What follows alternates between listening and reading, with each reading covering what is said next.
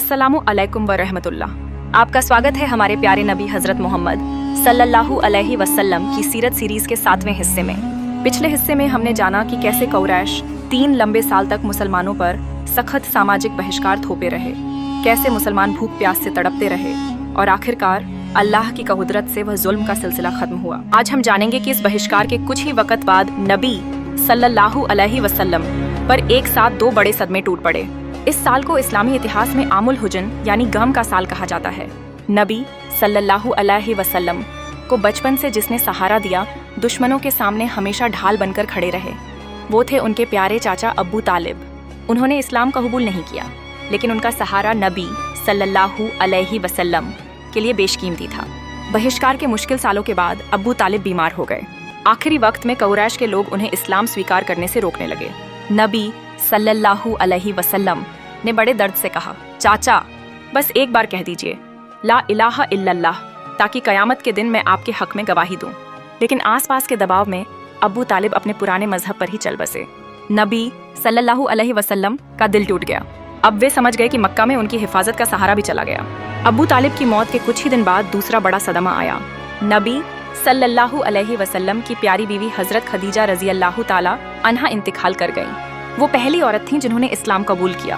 वो हर दुख सुख में नबी सल्लल्लाहु अलैहि वसल्लम का सहारा बनी, अपनी दौलत और मोहब्बत इस्लाम के लिए न्यौछावर की।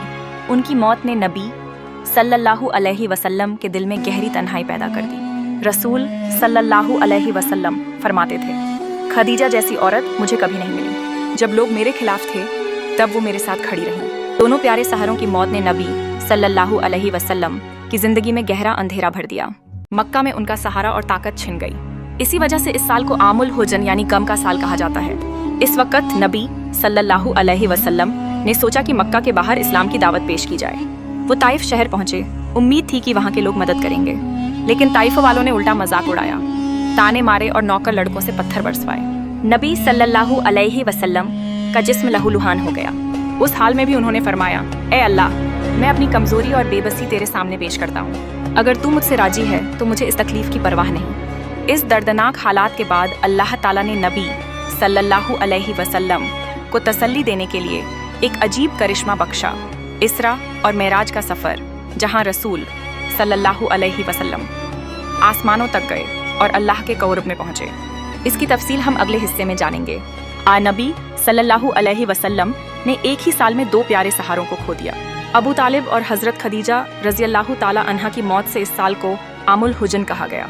ताइफ में नबी सल्लल्लाहु अलैहि वसल्लम ने शदीद तकलीफ़ें झेलीं, लेकिन अल्लाह पर भरोसा रखा। अगले हिस्से में हम जानेंगे इसरा और मेराज का सफ़र, जिसमें नबी सल्लल्लाहु अलैहि वसल्लम आसमानों पर गए, नबियों से मुलाकात की और अपनी उम्मत के लिए नमाज का तोहफ़ा लेकर लौटे।